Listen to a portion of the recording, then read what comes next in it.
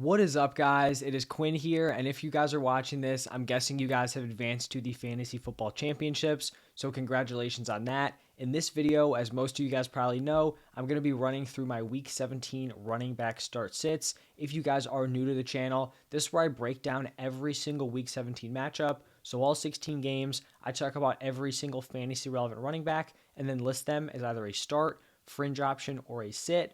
So your starts, these are the players that you feel pretty confident with in your lineup. Typically, these are going to be like your RB1s and your RB2s. The fringe options, these are going to be more of like your RB3s, your flex options, and then the sits, pretty self-explanatory there. Those are the players, you hope are sitting on your bench. As always, if you guys have any fantasy questions, it doesn't even have to be related to the running back position. If you drop it down below, I will be responding to every single person. And then all I ask is that if you guys do enjoy the content or you ask a question, do me a huge favor, hit that like button and subscribe to the channel. And then if you want to check out the other positions, I'll be putting out the wide receiver, quarterback, and tight end videos all out today also. So now that we're done with all of that, let's just jump right into the first matchup where we have the Cowboys taking on the Titans. And for the Cowboys, I feel like both Pollard and Zeke have established themselves as very strong week-to-week starts. So I like both of them in my lineup. Also for the Titans here, I have Derrick Henry listed as a start. Now, I actually think it's fairly possible that he does not play in this game. He popped up on the injury report. I do not believe the Titans need to win this game. I think it all comes down to Week 18 against the Jaguars. So if he's even a little bit banged up, I don't really see why they would play him. And now you may think, if Henry's out, maybe we want to pivot to a different running back. In my opinion, when I look at this matchup here, the Cowboys, they have stuff to lose here. I think they still have a shot at getting the number one seed, may seem unlikely, but they're going to be trying to win this game. And if you're looking at that Titans offense led by Malik Willis with these backup running backs, like it could get really ugly. So for me, it's Derrick Henry or bust at the running back position here. Moving over to the Cardinals Falcons matchup, James Conner has established himself as a locked-in RB1. He should probably be a top 10 guy moving forward. I mean, the workload that they are giving this man is just absurd. I was someone who was very high on James Conner coming into the season, and early on, it just looked like a terrible pick. He was in and out of the lineup. He was banged up. But now that he's healthy, I mean, they literally, they barely take this man off the field. His snap share is crazy week to week. So even regardless of matchup, right, goes up against the Bucs, bad matchup, still produces. I love him in this game against the Falcons here as a very strong play. And then for the Falcons, we had a pretty significant shakeup in this backfield. Post Cordero Patterson coming off of IR, him and Algier were pretty much locked into a 50-50 split. This past week, we actually saw Algier just take a big chunk of this backfield. He had 18 carries to Cordero Patterson's 8. He also had a 54% route participation. You would think Patterson would be more involved as a pass catcher. Just was not the case. And then he had 4 for 43 through the air. That was his best receiving game in terms of, 4 catches. So if this, kind of split is able to stick here, I think Tyler Algier will probably find himself as like a back-end RB2. And I don't even think we can consider playing Cordero Patterson based on how the usage went in this Week 16 matchup. Moving over to the Bears-Lions game. For the Bears, we saw Khalil Herbert make his return off of IR, but we actually still saw David Montgomery take a decent chunk of this offense. He's still getting the majority of the receiving work and also took a pretty solid share of the carries. The Lions, prior to Week 16, had been super effective against the run, basically over like the second half of the season. And then the Panthers just went out and just carved them up. Deonta Foreman, Chuba Hubbard, both of those guys had massive games on the ground. I remember looking at the score at halftime, and I think both running backs had over 100 yards at that point. It was wild. So I'm not really expecting David Montgomery to go out and have some sort of, sensational game, but it's not really a matchup that I'm super scared of. Whereas a week ago, I was, not very confident in those Panthers running backs. So Montgomery's going to be a start for me. And then for the Lions, I have DeAndre Swift as a fringe option. He's a pretty low-end fringe option, if I'm being honest. He kind of kept that same role he's had in this offense. It was still a three-way split between Swift, Jamal Williams, and Justin Jackson. Swift did see a larger snap share than usual just because they were down. The game script kind of favored Swift as a receiving back. But in this matchup against the Bears defense has really been in shambles ever since the trade deadline where they, basically shipped off all their top players. So I think the Lions are going to score, with relative ease. The Bears haven't been shutting down the run game either. So I do think Swift is an RB3 option, but I'm not overly excited to play him this week. And then I will be sitting Jamal Williams. I think it's possible he definitely gets into the end zone here, but without that touchdown, like we're looking at 40, 50, 60 yards, and his floor is just so low with no receiving involvement. So he's still going to be a sit for me.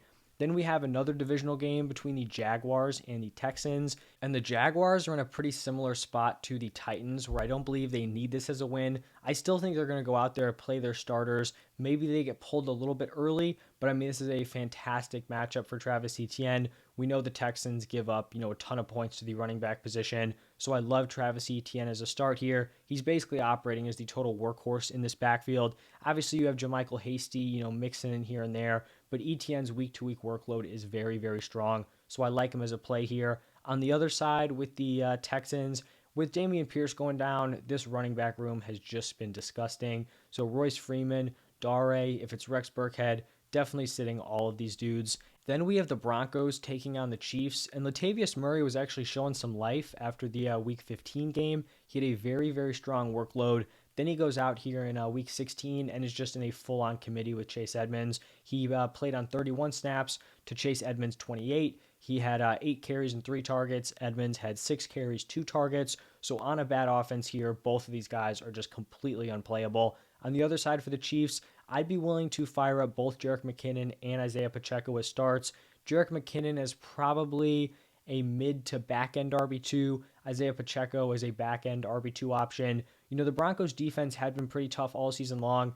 Then, the floodgates just kind of opened for the Rams. So we'll see if they're able to kind of recover or if they've just, totally run out of gas this season.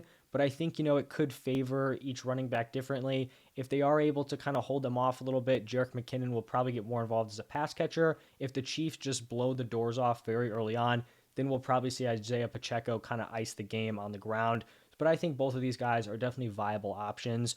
Moving over to the Dolphins Patriots matchup. For the Dolphins here, this is a backfield where we saw Jeff Wilson and Raheem Mostert basically operating like a 50-50 split. We saw Jeff Wilson take 30 snaps, 9 carries, 2 targets, to Raheem Mostert's 26 snaps, 8 carries, and 3 targets. Tua potentially out in concussion protocol. So in a 50-50 backfield, potentially without their starting quarterback against a really tough Patriots defense against the run, that's just a backfield I'm going to be avoiding. For the Patriots, I have Ramondre as a start here, and I know there's always the fear where it's like a Patriots running back fumbles and you're just not sure if they're going to be punished. He had a pretty costly fumble towards the end of that game versus the Bengals, but just with how much he had been dominating the opportunities, I can't imagine they just, totally stripped that all away from him. So I'm willing to go back to the well here on Ramondre. I think they believe in him as a player. I don't think they're going to, yank him after a late fumble. So I'm going to go back to the well here and have Ramondre as a very strong RB1 play. Moving over to the Colts taking on the Giants. For the Colts, it may be surprising to some people that I have Zach Moss here as a sit because, he basically dominated the opportunities for the Colts. If there were carries going to the running back position, it was basically all entirely Zach Moss. The problem with that situation is just the Colts offense is so bad. The offensive line doesn't look good. They really just can't move the ball. So if you have like multiple flexes or you're starting 3-4 running backs, I understand, maybe playing Zach Moss, but on a typical championship roster, like, normal roster setup, I would like to have a different option. On the other side for the Giants, obviously we fire up Saquon as a high-end to mid-tier running back one. Then we have the Saints taking on the Eagles. And for the Saints, we finally saw a bounce-back game out of Alvin Kamara. We also saw him get used more as a pass catcher. Even though there weren't a ton of dropbacks this past week, he was still much more involved than he was in week 15, where him and David Johnson were splitting the routes pretty evenly. So good to see him retain that role. Obviously not a great matchup here against the Eagles, but someone who's still going to have a lot of opportunities and should be in your lineups. Now for the Eagles, we've had Miles Sanders put together back-to-back down games. Unfortunately, that's just kind of the risk you run playing the type of guy like Miles Sanders, right? He can go out there, rush for 120 yards and 2 touchdowns on a good offense with a good rushing attack. But without the receiving floor, it's also possible he gives you kind of like these bus games where he's giving you sub 10 points. I think we just got to go back to the well here on Miles Sanders. He's still their running back one. It's not like they're making a change. And so I'm still going to be firing him up as probably like a mid-tier RB2 play. And then sitting his backup, Kenneth Gainwell. in a divisional matchup, a pretty important divisional matchup for these two teams. Panthers taking on the Buccaneers. Now, for the Panthers, it's a very tough backfield to navigate because they will have some games where they just explode. The run game looks unstoppable, and then the next week they'll go out and it'll just be a major struggle. I ended up settling with Deonta Foreman as a fringe play and then Chuba Hubbard as a sit. So I think I mentioned it when I was talking about the Lions, but we saw monster games out of both Foreman and Chuba Hubbard on Saturday. Foreman rushed for 165 yards and a touchdown, and then Hubbard on top of that added 125 yards on the ground. In terms of their usage splits, Hubbard played one more snap than Foreman, but we saw Foreman out carry Hubbard 21-12. So I definitely think Foreman is the clear better play here because it's not like Chuba Hubbard gets super involved as a pass catcher. This is a pretty tough matchup for these guys. The Bucs have allowed the 6th fewest points per game to the running back position, and it's just kind of an interesting way Foreman's season is kind of shaped up here because they have played 9 games since Christian McCaffrey went down. He has exploded and gone for 113 or more yards in 5 of those 9 games. That's pretty impressive. He had another game with 74, which is solid. And then the other 3, he's just totally tanked with under 25 yards. So he has a very, very low weekly floor because he basically gives you no receiving work. This offense typically isn't putting up a ton of points, but we've also seen he can put together some big performances. So it's a tough balance here. Like I said, I ended up settling with him as a fringe option. I don't love the matchup. I don't think they're going to have their way on the ground like they did against the Lions, but I still think he's playable. He could give you, 25 rushes for a ton of yards and a touchdown or 2, but it's also possible the Bucs go out there, shut him down, and you're looking at like a 15 carry, 40-yard day with no receptions, and then you're feeling not so great. So it is just a tough call there with Deonta Foreman. On the other side with the Buccaneers, this backfield has kind of gone back and forth. There were moments early on where Lenny had it on lock. There were moments throughout the season where it looked like Rachaad White was kind of going to take over. This past week, we saw Lenny kind of take control here. He outsnapped Rachaad White 49-29. He had 20 carries and 10 targets, massive workload. That was compared to Rachaad White's 7 carries and 4 targets. And then he put up 25.2 PPR points, and he did that without a touchdown, which is pretty impressive. You don't see that a ton. The usage in general is kind of weird. Like they had a possession, I think it was late in the game, where they basically rode Lenny like until the 10-yard line, and then they just swap in Rachaad White when they get on the goal line, and then White takes the touchdown. So obviously not great if you're a Lenny owner. You would also think like 2-minute drill, you would believe, at least I would think, that Rachaad White would be their better pass catching back. So the usage doesn't always make sense. But I mean, from what we got from this last game, it's clear that Leonard Fournette should be valued as the better option. So I have Lenny as a start, Rachaad White as a sit. Like this wasn't even close to a 50-50 split. Like this was a pretty clear, Lenny control in this backfield. If that continues, he should be a great option heading into week 17.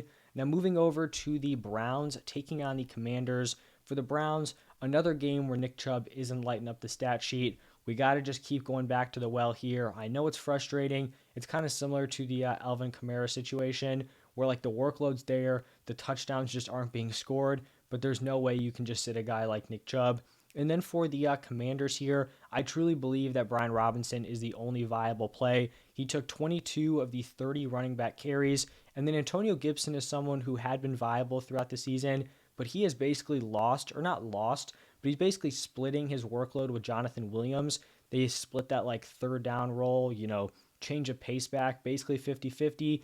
Gibson took 21 snaps, Williams took 20. They both ran 13 routes, so Gibson is definitely unplayable. For B-Rob here, though, this is a really strong matchup against the Browns, so he would be the guy I view as like a high-end running back 3.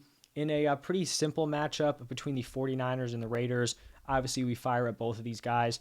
Christian McCaffrey's usage is a little bit frustrating. It makes sense from a real-life perspective. They're not trying to burn him out before the playoffs. You would like to see him, just dominating the opportunities like he did, I think, against the Seahawks. But still, I mean, what are you going to do? Bench Christian McCaffrey? Christian McCaffrey with 60% opportunity share is still a top 12 guy. And then for the Raiders, continue to fire up Josh Jacobs. Then leading into the Jets-Seahawks game, I actually think Zonovan Knight is a very interesting option here. I think a lot of people, you just look at the box score the past 2 weeks, just totally throw him away. But we've seen Zonovan Knight play 2 games with Zach Wilson, and he's been terrible. Like, no way around it. And he has 19 total carries in those 2 games for 21 yards.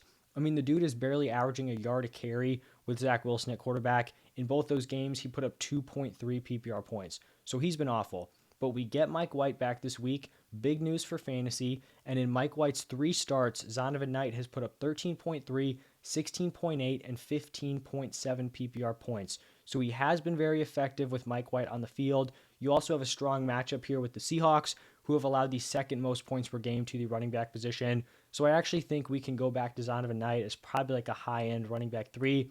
But there is some risk in this Jets backfield that maybe they shake it up and Zonovan Knight has fallen out of favor. On the other side for the Seahawks, Kenneth Walker just continues to have a huge role and needs to be fired up even in unfavorable matchups like he's seen, over the past 2 weeks. I don't know if last week was unfavorable, maybe unfavorable game script, but this is a tough matchup here against the Jets, but still relying on Kenneth Walker. Then in a divisional matchup here between the Vikings and the Packers. For the Vikings, we obviously continue to fire up Dalvin Cook as a very strong, probably RB1. And then for the Packers, this was probably one of the biggest shockers at the running back position. This usage was just like crazy between these two running backs. All season long, it's been Aaron Jones as the number 1, A.J. Dillon as the number 2. I mean, there were even times where A.J. Dillon was being pretty much phased out of this offense. Then I'm watching the game on Sunday, and, I'm kind of just loosely watching with the family, not totally locked in.